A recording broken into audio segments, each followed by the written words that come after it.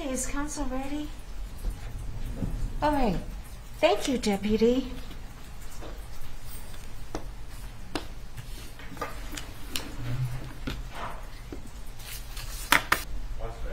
Okay.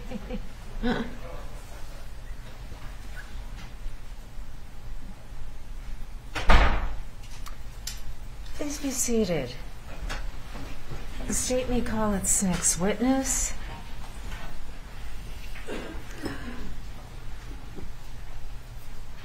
Thank you, Your Honor. The state would call Sergeant Mike Peterson to the stand.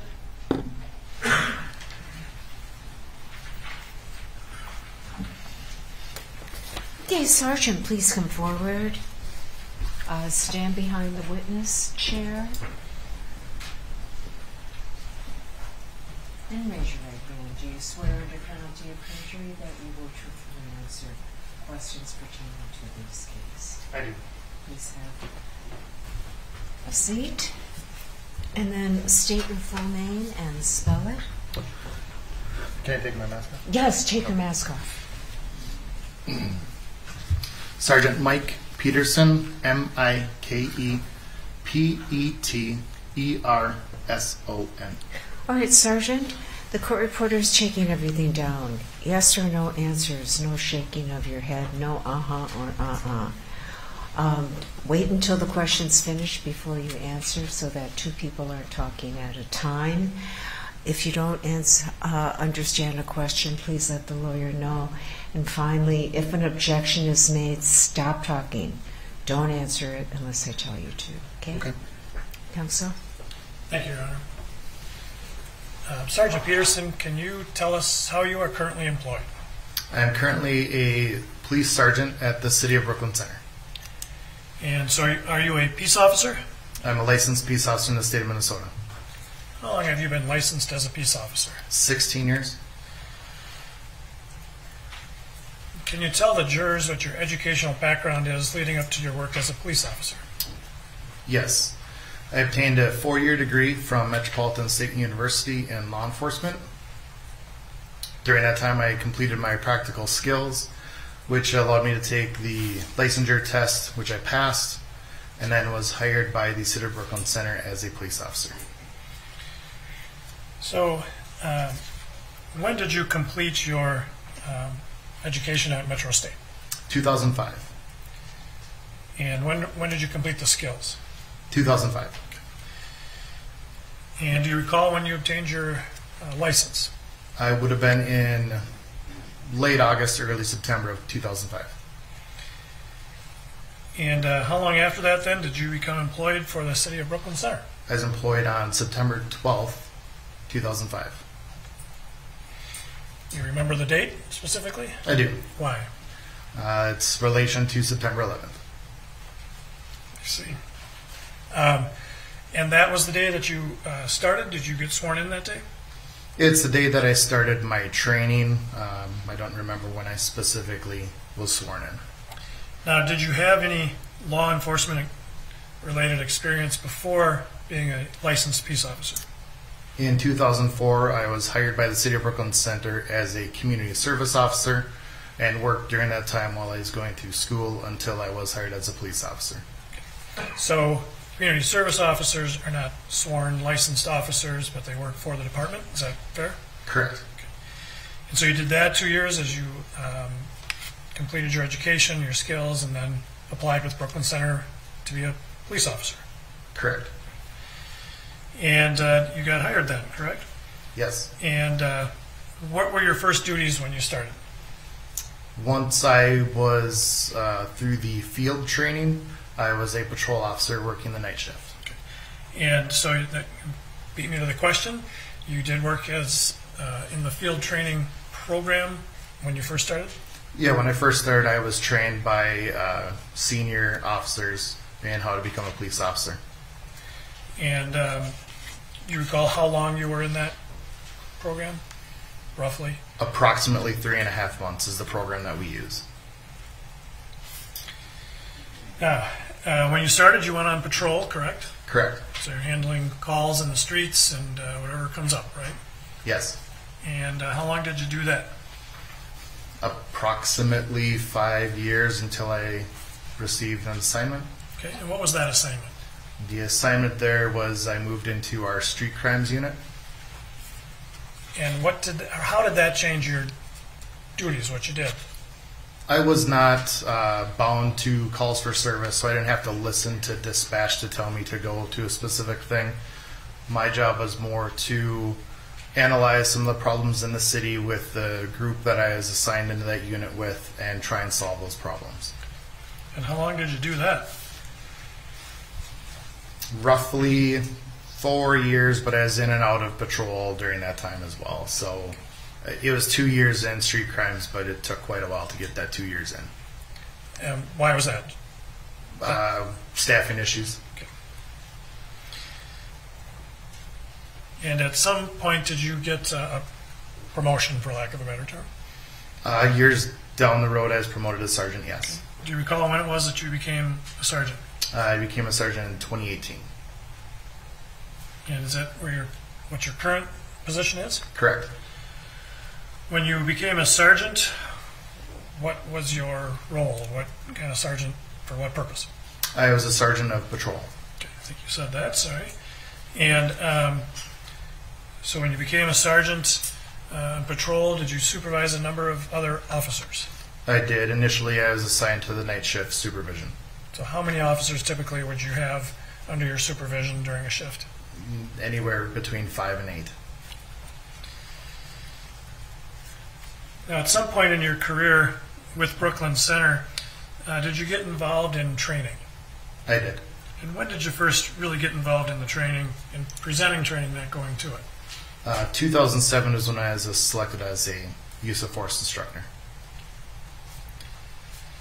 And when you say selected, who selected you? The sergeant who is currently in charge of our training program. And when you were selected for that, did you do some additional training to become a use of force instructor? Over the years, I've been through numerous trainings to prepare me to become an instructor. Okay. And if you could just kind of tell the jury, like over which years, and just kind of generally what that training means, or what it's like. Well, every officer that we select for use of force instructor is slightly different. There's no set curriculum. When I was selected as an instructor, the first training that I went to is become a Taser instructor. After I was able to show my skills and becoming an instructor for that, I then went to firearms instruction school, and that became my primary training method, where I trained in firearms. Eventually, I went through an arrest and control school and many other schools in the different disciplines that we teach our officers in. And so was this a career move that you decided on, or was Yes, it's something that I wanted to do. Why? I enjoy teaching. I have teaching kind of in my family. I wanted to make sure that the partners that I work with are some of the best trained officers in the state of Minnesota. And why would that be important to you? Selfishly, my own personal safety. Okay. As a police officer, do you serve the community? I do. And is that a factor in why you wanted to do it? Of course. Now, we have seen in some records and things the title of training sergeant. Is that your... Was that your title? It's an ancillary title, yes. Okay. Additional duties on top of my other duties. Yeah, and that's the thing I was going to ask. When you get involved in training, does that mean you don't have to do other work as much? No, it's additional duties on top of becoming a patrol officer or whatever assignment you have at the time. So, since 2007, when you became a use of force instructor, you continued to work as a patrol officer and now a sergeant. Yes, through all of my assignments. Currently, are you still involved in training as an instructor? Yes. And so who are your supervisors above you? I couldn't hear the question. Who are your supervisors above you? Like, who do you respond to? Or? I have several bosses. Commander Flesland is my boss in charge of training, and I also have a boss in charge of the patrol division. Okay. And who is that? Currently, Commander Flesland. Last year it was Acting Chief Grunig, at the time Commander Grunig. Okay. So if you would describe for the jurors, since you became let me back up a little. In 2007, you became a use and force instructor. And does that, or did that, include many different kinds of force that an officer could use? Horribly worded question. Let me try over. Thank you. We think of use of force as maybe pulling a gun, punching somebody. When you're a use of force instructor, you talked about taser and a firearm, but is it all kinds of force that an officer might use? Yes. And at some point, did you sort of take on a supervisory role in Brooklyn Center trainings for police officers? An informal leader role amongst the other instructors, yes. Okay. How many use of force instructors does the department typically have? We try currently today. Sure. So as the training sergeant, I work with the instructors to develop a plan ahead of the training to go over some concepts that meet the requirements that we must train our officers in by state regulations. I give them a general idea of what I'm doing, give them the ability to come up with some different plans that they want to implement the ideas, and then we write a lesson plan together. That lesson plan is submitted to the state post board for approval of training credits. And why do you have to submit that to the post board for approval? To show that we're meeting the obligations that the state has put on us for use of force training. So as a licensed peace officer, are you required to get a certain number of hours of training to keep your license? It's not a certain number of hours, but that you go through specific training each year for use of force. And as the training sergeant, do you take on some responsibility for making sure that happens for the officers? Yes. How do you do that? As we go through the year, we have what's called a post roster, where we know what officers attended those trainings, what post board elements are during those trainings, and I have a spreadsheet that I complete with who was there and what they have done through the year. And as we go through the year, we make sure that everyone gets the mandated training.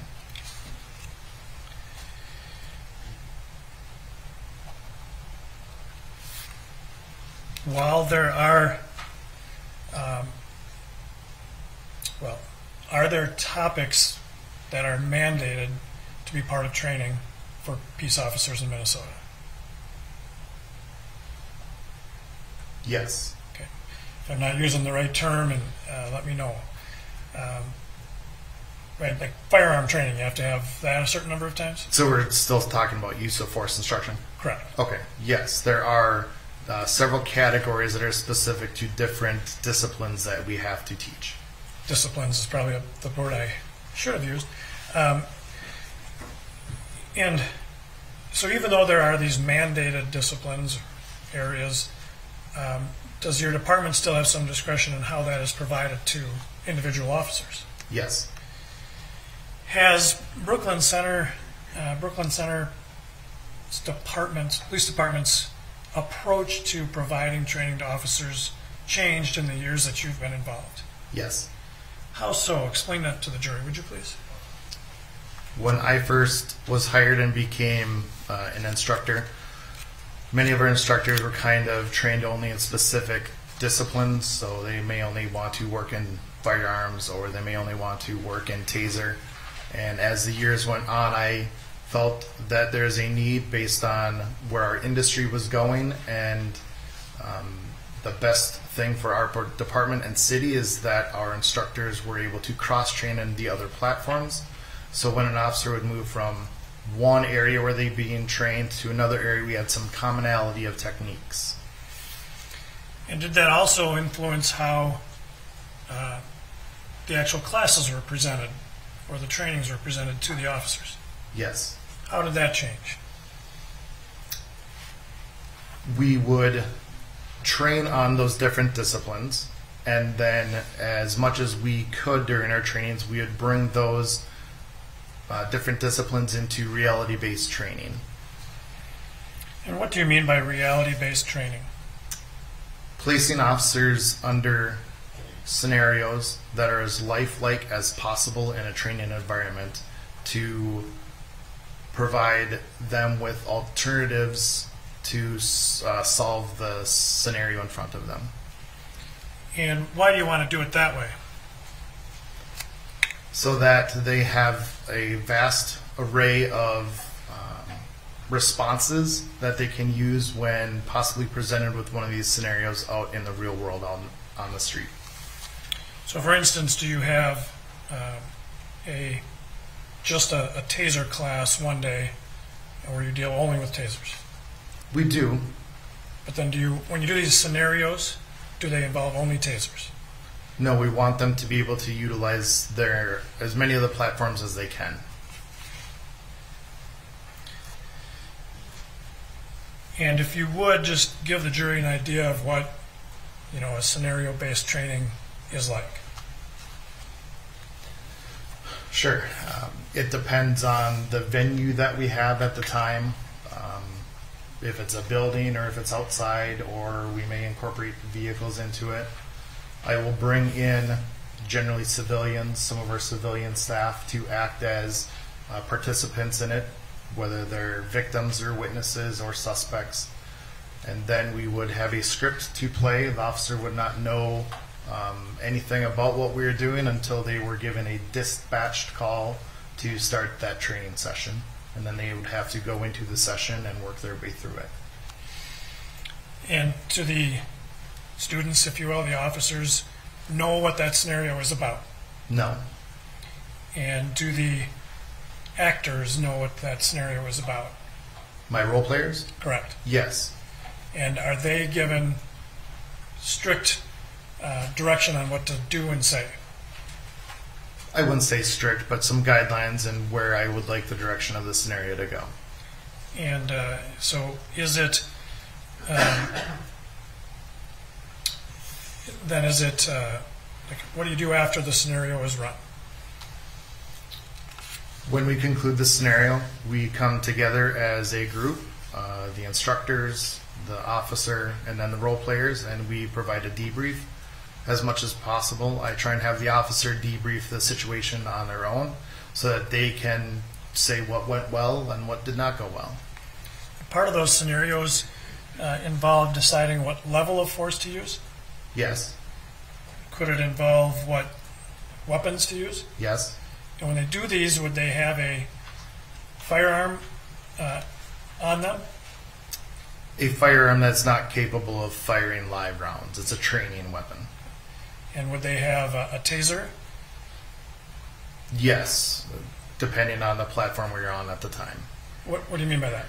Well, we've had different models of Taser product over the years, and some of them were better at doing training than others. Okay. And would they have like a baton, chemical aerosols, the entire range of what they would wear out on the street? Yeah, foam baton, inert chemicals, something that would not hurt somebody. And how often, or what percentage of your trainings involve that type of scenario-based training? What percentage of that specific training or throughout the year? Yeah, like throughout the year. Well, I try and incorporate it into all of our trainings as much as possible. And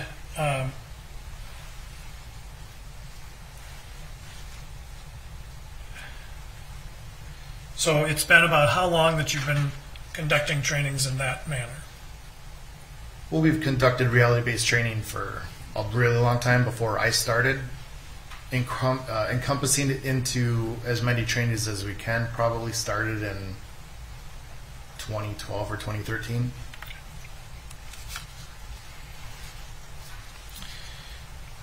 So if there is a training where you're not the actual instructor you've still been familiar with the training plans and what's being taught in that class?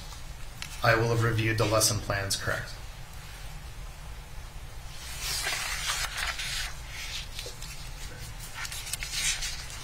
Are you a certified Taser instructor? Yes. And does that also mean that you're certified to carry a Taser? Yes. And can you describe for the jurors what it means to be a Taser instructor, certified Taser instructor? How do I become a Taser instructor, or? Well, yeah, explain to us how you become it and then what it allows you to do. Okay, so Axon, which is the parent company that sells tasers, they host trainings throughout the country. They have what are called master instructors.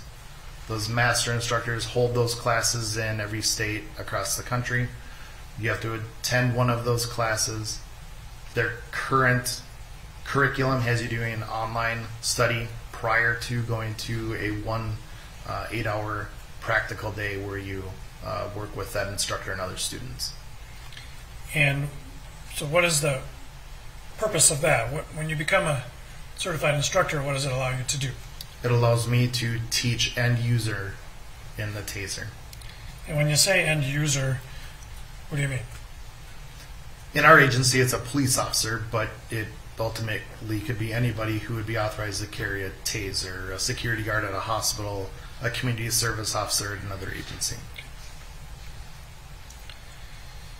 So when did you first become certified to carry a Taser? In 2005. And when did you become certified as an instructor? 2007. And have you been a Taser instructor ever since then? Yes. How many Taser instructors does the department have now, or typically? Currently we have 3, and we've gone with 3 for a really long time.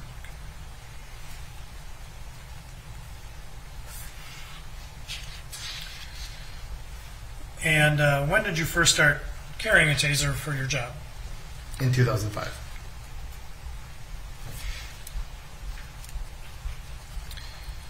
Does the Brooklyn Center Police Department have a policy on Tasers? Yes. And are you familiar with that policy? Yes. I'm going to show you and put up on the board Exhibit 334.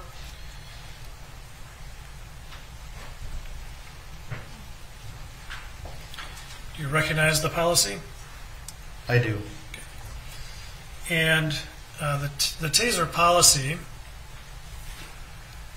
requires that an officer receive training before carrying their Taser, correct? Correct. And certification as well, right? Can you say that again? Yeah, so the training leads to what we call a certification, correct? Yep, the initial is a certification. So, and then is there a recertification? Yes. So, assume everybody has sort of figured out that the certification is the first time, right? Yes. And then the recertification, how often does that have to happen? Annually.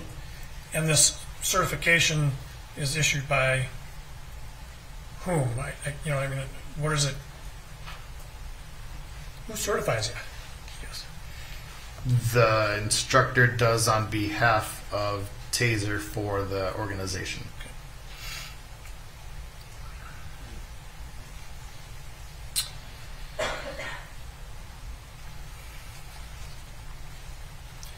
So if you would describe for us, sort of in big picture, how Taser training is done. That's a really broad question. I'll try and narrow it down. So at the Brooklyn Center Police Department, you've been doing Taser training since at least 2007, correct? Correct. So maybe just kind of run us through, like, what does a student, an officer, go through when they attend a Taser training? Okay, and so it's changed over the years, and the requirements are mandated by Taser themselves of what we have to do. They provide the curriculum, which is a PowerPoint. They tell us how many cartridges somebody would have to fire in order to be certified, and Over the years, they've set a certain number of hours that we have to spend doing Taser training. When we get into a recertification, because Tasers have been around for quite a while and we have been carrying them for a long time, we're able to do an annual update, which is, we know that a lot of this stuff has been hashed out for the past 10, 15 years. We're just going to give you the important information that we have right now about the product. And so there is, for Taser training, some classroom instruction. Yes. That's basically the PowerPoint from Axon. Yes. And are there other materials that the students are given at those trainings? There are. What are those? The policy is reviewed. And which policy do you mean? Policy 304. So Brooklyn Center's policy. Yes. And that in a classroom type setting? Yes. And other documents that are provided to the students, the officers? Provided or made available, yes. And what is that? I won't get their actual names correct, but there's law enforcement warnings, and then if somebody is going to take a voluntary exposure, meaning we use a taser on them in a training scenario, some warnings about what that can do to that person, and they need to consent to having a taser to be used on them during a training session.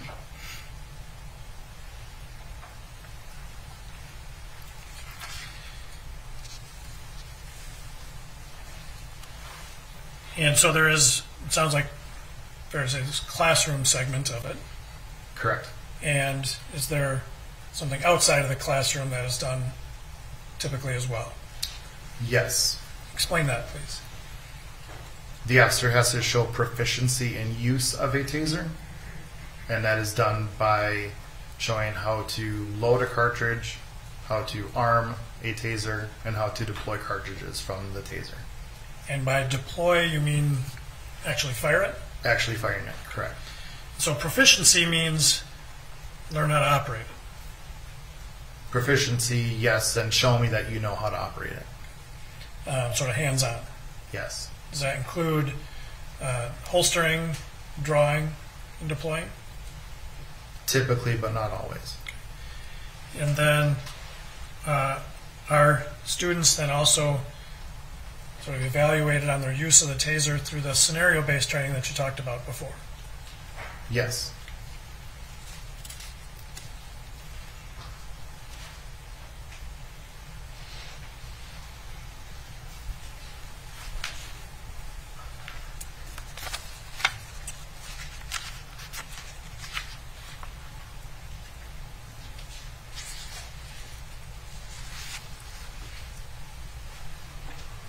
At this time, Your Honor, I'm going to offer Exhibit 369. Any objection to 369? 369 is admitted into evidence, and you may show it.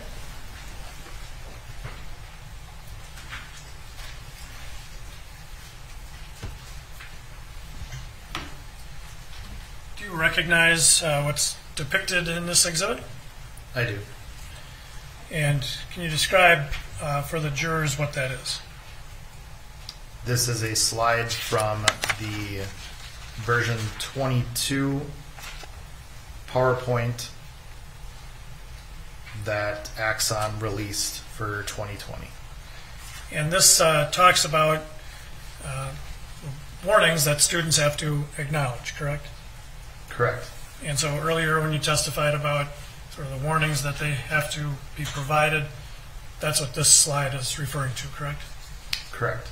And is this, well, to be fair, this is it says at the bottom Axon. I think you said that's the parent company of Taser, correct? Yes. So this is would be a slide from one of the PowerPoints that you provide at classes. Yes. And so this requirement, the warning acknowledgement, has that been something that has been taught in Taser instruction for quite some time? Yes. Is this sort of a standard part of the Taser instruction? Yes. At this time, I'm going to offer, Your Honor, Exhibit 270. Okay, 270 will be admitted.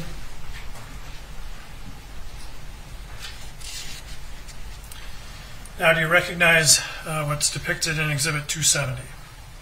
Yes. And can you describe for the jury what this document is? This document is provided by Taser International, Axon, which is the basis or guideline of the PowerPoint that is presented to the end user. And so is this the warnings you were referring to earlier? Yes. And this is provided or made available to students, and this is what they're acknowledging that they have read and understand. That's not my understanding. What is your understanding? When you say sign, what are they signing? No, that's a very good point. I'm sorry. In the previous slide that we looked at, it talked about acknowledging the warnings, right? Yes. And are these the warnings that are provided to them? Yes. Okay. You looked hesitant. Well, you said a signature, and on that previous slide, there's no signature. That's why I'm hesitant. Yep, you're right. No, that was my mistake in using that term. The question really is this: the warnings that students are provided. Yes.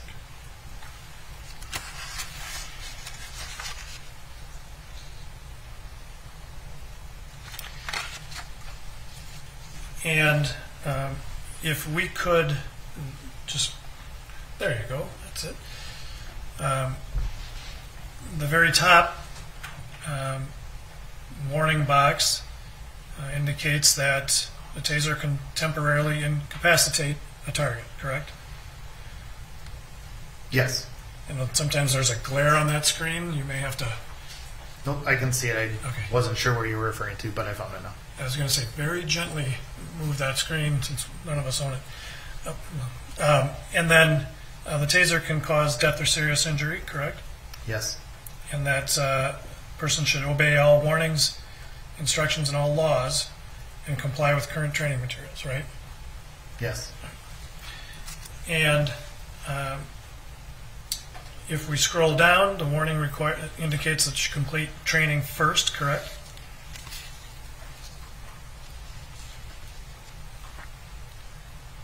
Do you see that there in number 1? Yes. Sorry.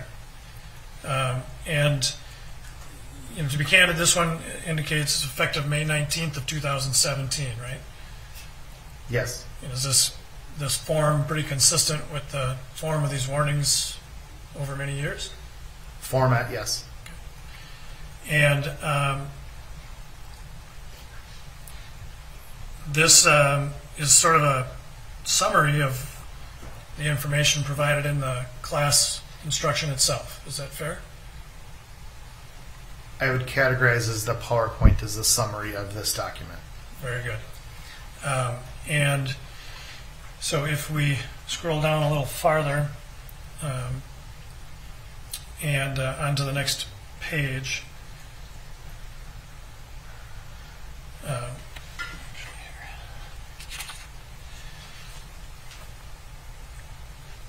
keep going down if you would, please. Oops.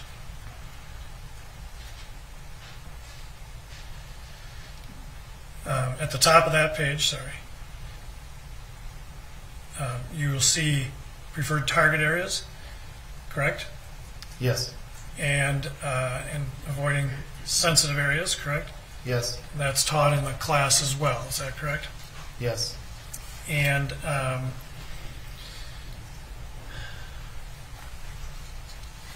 all right, you can narrow that down again, please.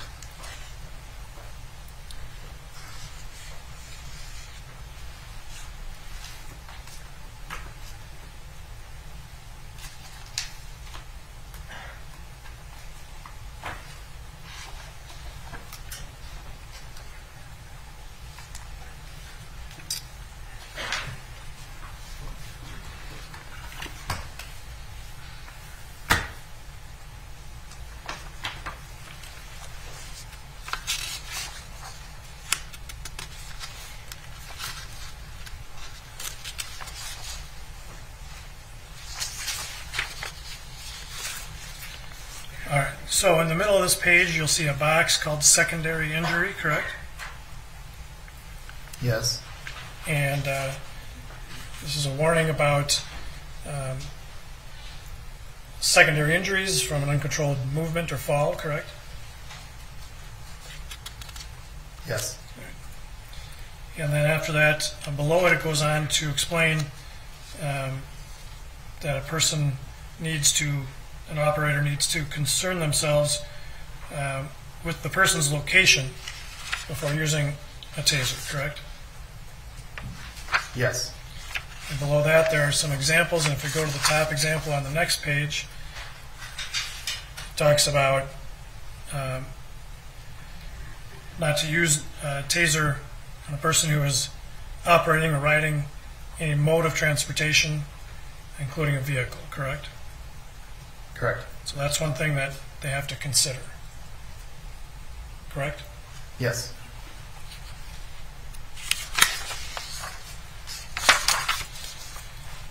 Then we'll go to the top of the next page, please. You'll see a warning box here with 3 separate warnings. And you see that the top one is confusing handgun with CEW. And just for the record, what does CEW mean? Conducted energy weapon. And is that a fancy name for taser? Yes. And so there's a paragraph here about confusing a handgun with a taser, correct? Yes. Has that been a part of your experience working with tasers throughout your career? Yes. As a topic that is taught and attention is paid to? Yes. And is that then something that is dealt with in taser training? Yes. And has it always been a part of taser training?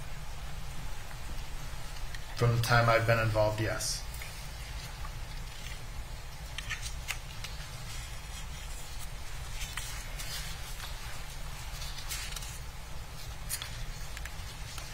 At the bottom, under the black bar that says safety information, there's also a paragraph that taser may not work as intended, correct?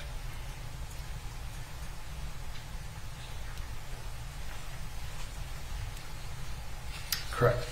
And so operators have to think sometimes about whether it's going to accomplish its intended result. Yes.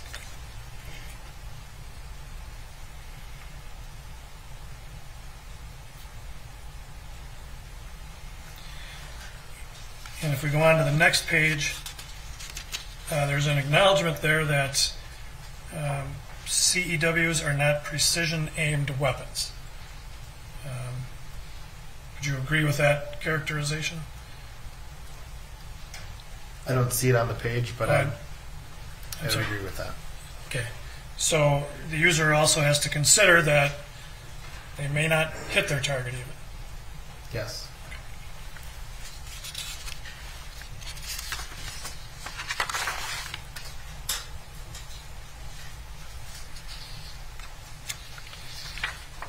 And then, I'm sorry, one more thing I want to point out on the next page, the warning in the middle. Number 1, do you see that?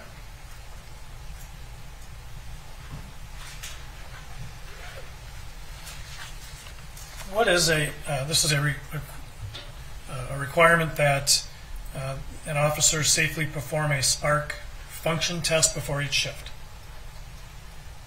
Is that something that is taught as part of taser training? Yes.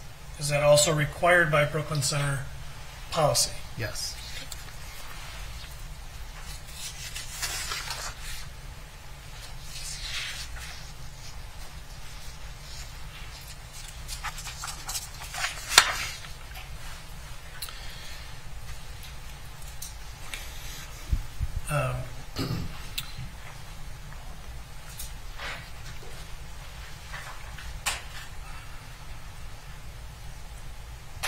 Bear with me just a second.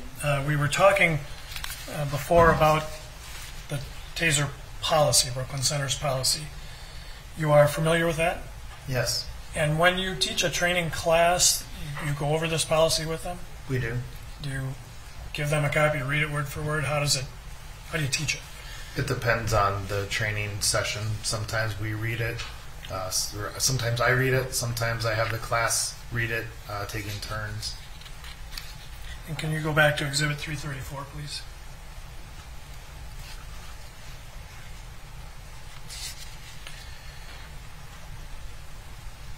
And about halfway down, there's a sentence that starts, members carrying the taser. Do you see that? Yes. And is that a requirement for the spark test that we saw in the warnings? Same kind of thing. Yes. Right. And I asked you earlier about this notion of weapons confusion. Has that played a part in how the taser is carried in Brooklyn Center? Yes. Can you explain that to the jury, please? So our policy requires us to carry our taser on the opposite side of our body from that which we carry our firearm. And has that been policy since you've been carrying a taser in Brooklyn Center? Since I remember, yes. Going back to the policy below that, it indicates that it shall be distinctly marked to differentiate it from the weapon, correct? Correct. And are there ways that it is distinctive from the firearm? Yes. How so? Color is the main one for our agency that we use, but others in feel, weight. And are there, well, let me ask you this way. There, Brooklyn Center tasers are bright yellow, correct? Correct. Are there tasers that are not bright yellow? Yes. Can you buy them in black? Yes. Has the department ever done that Yes. early on? No. Okay. In error. Okay. So sent them back? Couldn't. Really? How were you able to differentiate them then from the firearm? It was easy when they were in a desk drawer and never came out of it. Okay. Bad investment maybe, huh? Yes. Okay. Back to the policy, Exhibit 334. Section 304.4 talks about a verbal warning. Is that part of the training on tasers as well? Yes. And what is the purpose of a verbal warning? There are multiple. Okay. Can you just describe them for the jury? One is to alert your partners about your intended actions so that they know that the potential sound is that of a taser and not any other sound. The other is to give the person that you are intending to deploy a taser on a final opportunity to comply. And so is that part of the training to always provide a verbal warning before using it, deploying it? When they have a chance, yes. Okay. And by when you have a chance, you're referring to time there? Time, or for tactical purposes, it may be better to not tell the person or say, give them a warning.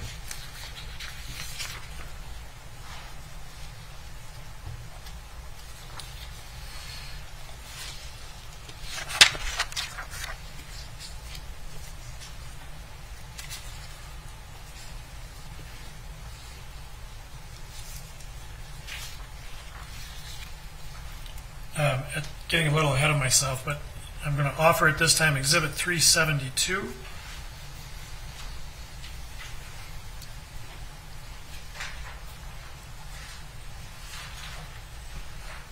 I'm offering Exhibit 372. Is there no objection to 372? 372 would be admitted. Do you kind of recognize where this slide is from? I have seen it before. Okay. Is this from Axon or Taser as well? It's from a Taser PowerPoint, correct? And so this talks about the decision on where to holster your Taser, correct? Correct. And one is support side, the other dominant side, correct? Does the potential for mistaking a firearm for a taser appear on both sides of this slide? Yes. So I was asking you earlier, this is something that has informed practice and training in Brooklyn Center for quite a while? Yes.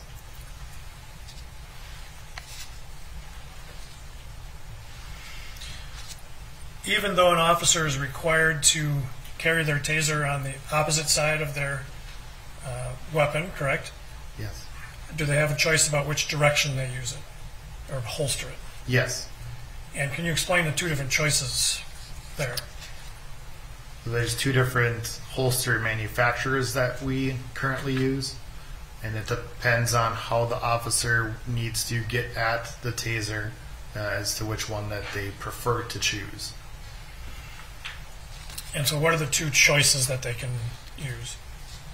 So one is you would draw it out so that I'm right-handed, so my right hand would be grasping it and pulling it out. The other is you would be using my left hand, my support hand, to draw the taser out and then press it out to the person.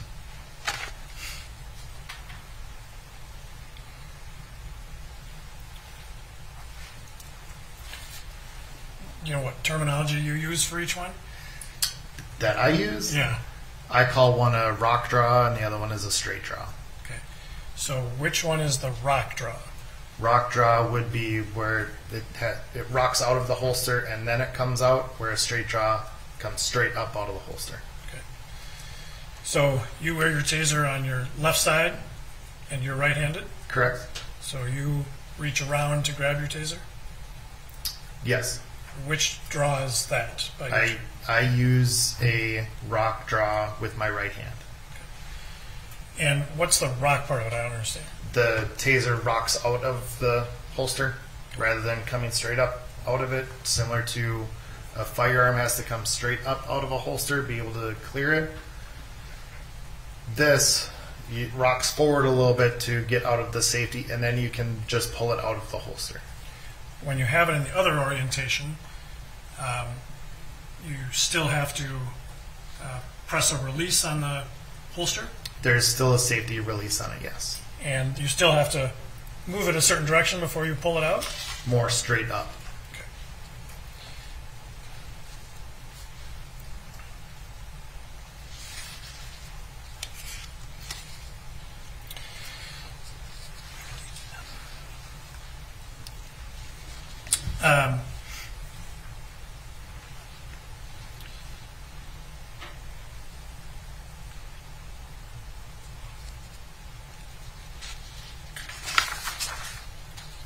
Did you bring your Taser 7 with you today? I did. And I'm going to ask you to basically describe it for the jury. But before we do that,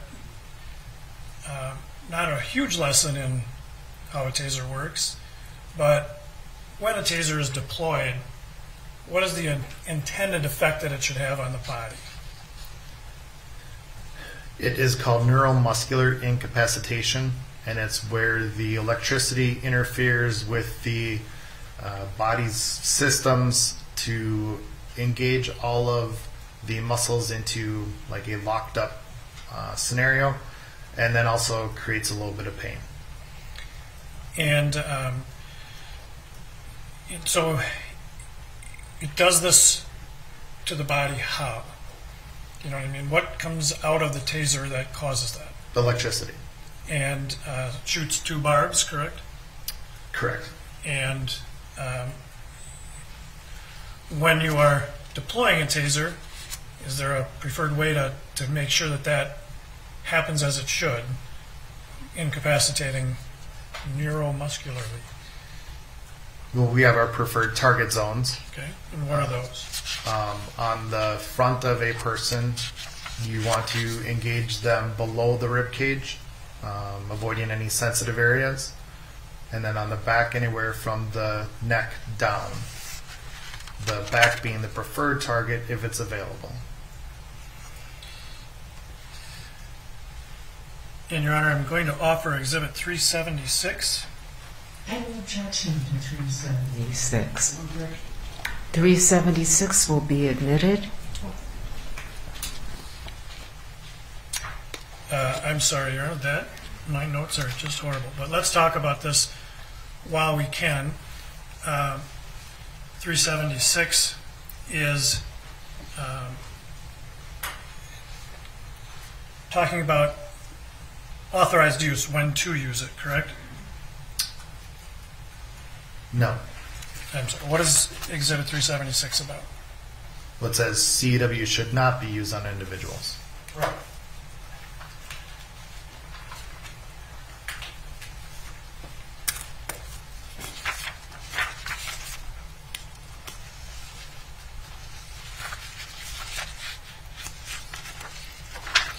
And so this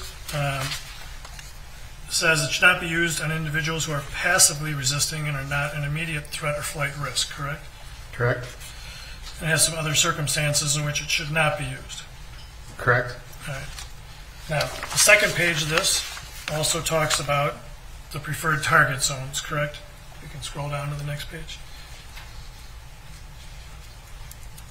Yes. And you recognize this as a slide from a Taser PowerPoint? Yes.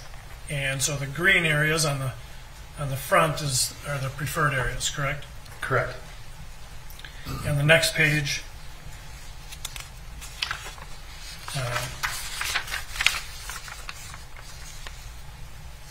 and on the back, the indication is to reduce cardiac risks, problems with the heart.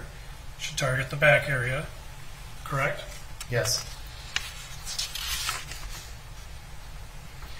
And when you deploy a taser, is there something that you want with regard to how far apart the probes are?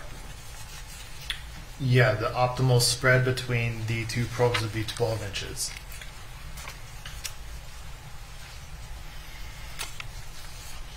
And if you don't get that kind of spread, what happens? If you're too close, you can end up with nothing more than what we call pain compliance.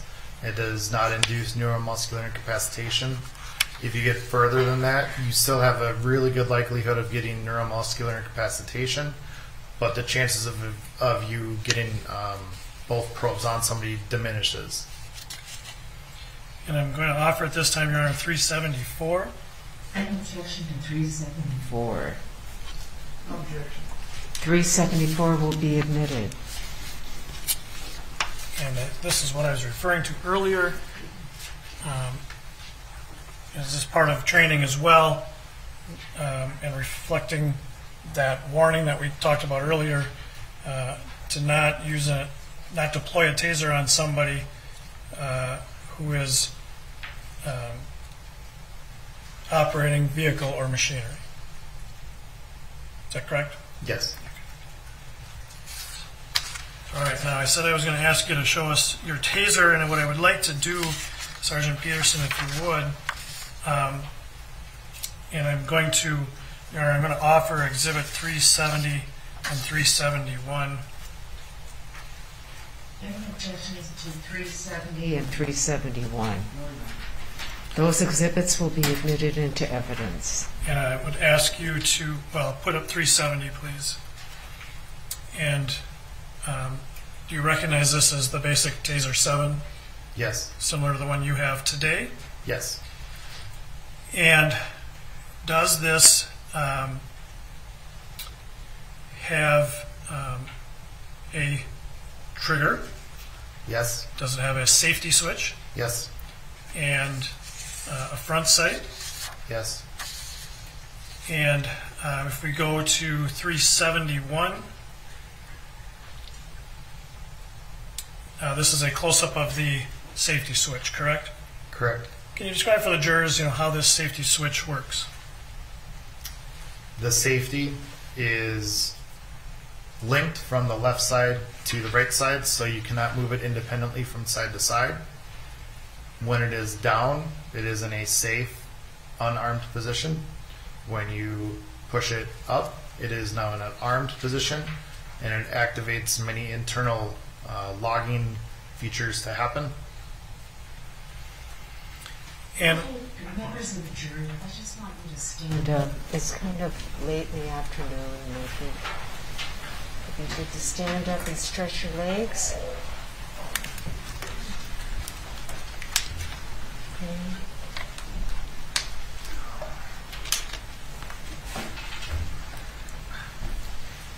Okay. All right, you may be seated.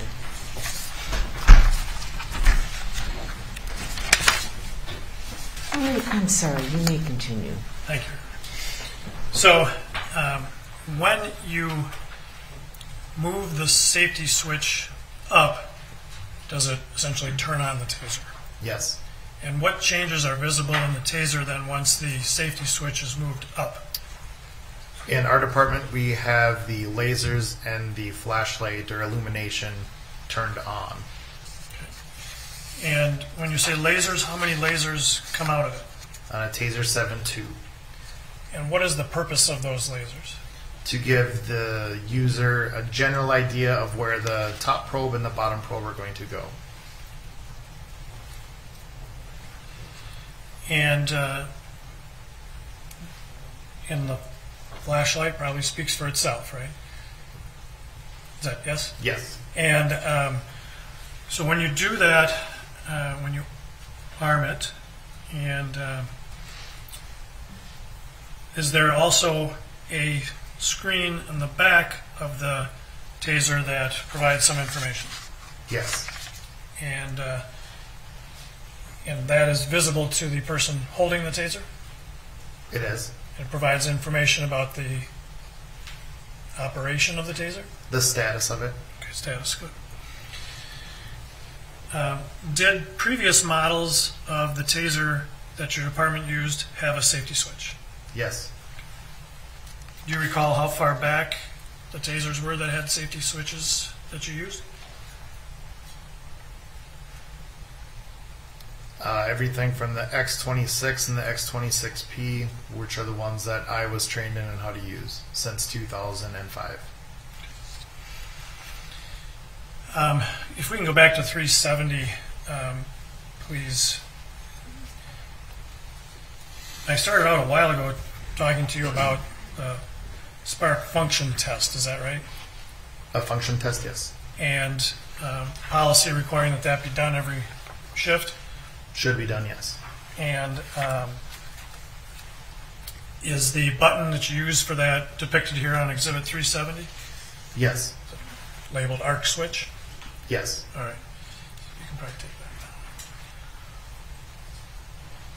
What I would like to have you do, Sergeant Peterson, and if you want to stand up and show the jury, walk us through the process of how a spark function test would be done at the beginning of a shift for an officer with the Taser 7.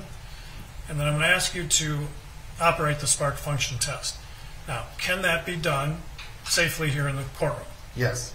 And so if you could, like I said, just walk us through the process and show the jury how that's done. Okay. It's going to depend on the day.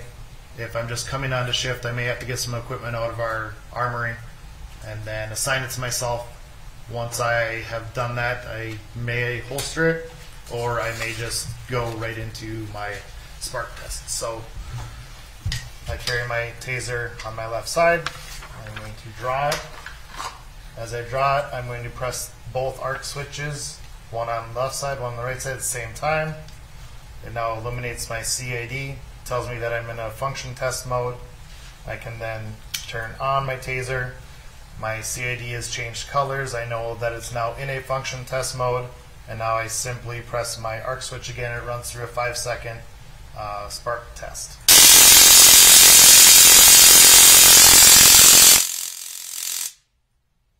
While it's doing that on the CID, it's counting 1, 2, 3, 4, 5. That's the duration of a cycle that we want somebody to end at. I check the status of it again, I disarm it, and I holster it.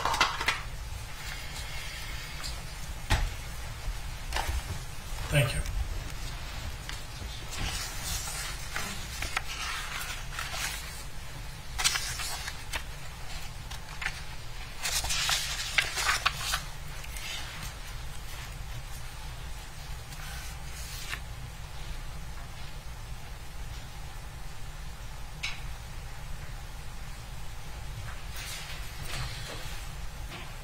Now, before we move on, I want to just go back to the policy briefly. If we can go back to Exhibit 334.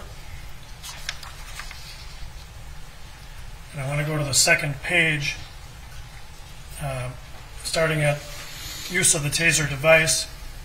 Taser has limitations and restrictions, correct? Yes. And we've talked a little bit about those in general, and I assume those limitations and restrictions are part of Taser training, correct? Yes. And again, here at the bottom of that same paragraph, an awareness that the device may not achieve the intended results, correct? Correct. And that refers to may not achieve neuromuscular incapacitation, correct? Correct. And 304.5.1, the next paragraph, is Brooklyn Center's policy regarding the use of the Taser in circumstances in which it could be used, correct? Correct. And it talks about a subject who is violent or physically resisting,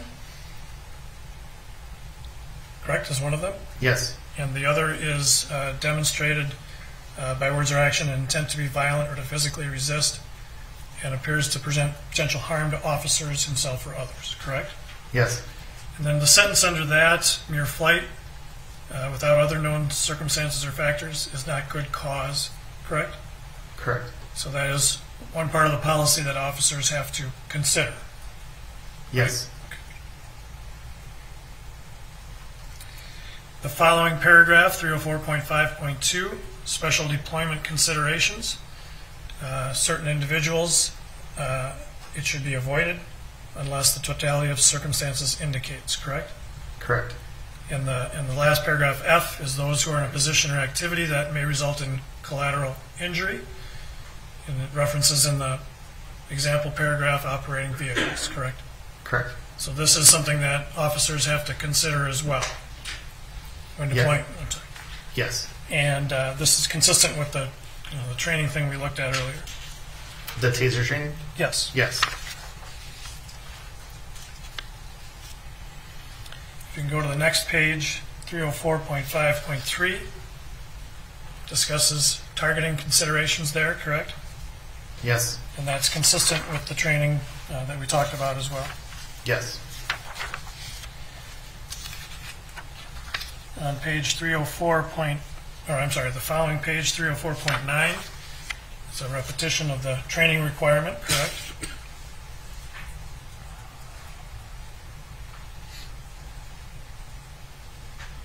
I think you have to go back up a page, yep. Right, they have to complete training before they can carry, correct? Correct.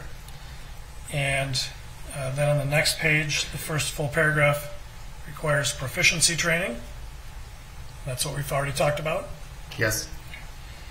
And below that, there's a reference to the training sergeant being responsible for, among other things, at trainings, a review of the policy, correct? Yes. A review of the use of force policy, right? Yes. And that's the general use of force policy, correct? Yes. Is the use of a taser the use of force? Can you repeat? Is the use of a taser the use of force? A use of force? Yes. Yes. And training also requires performing reaction hand draws or cross draws to reduce the possibility of accidentally drawing and firing a firearm. Correct? So that's something that is, by policy, part of the training as well, correct? Yes.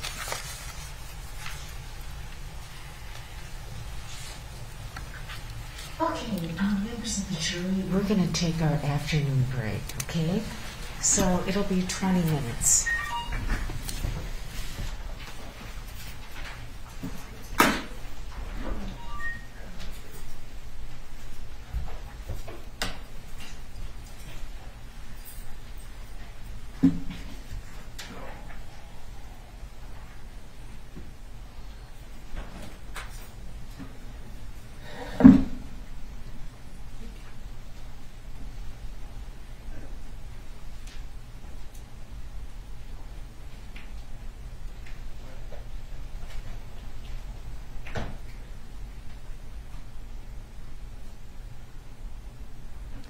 Okay, officer, you may step down. Okay.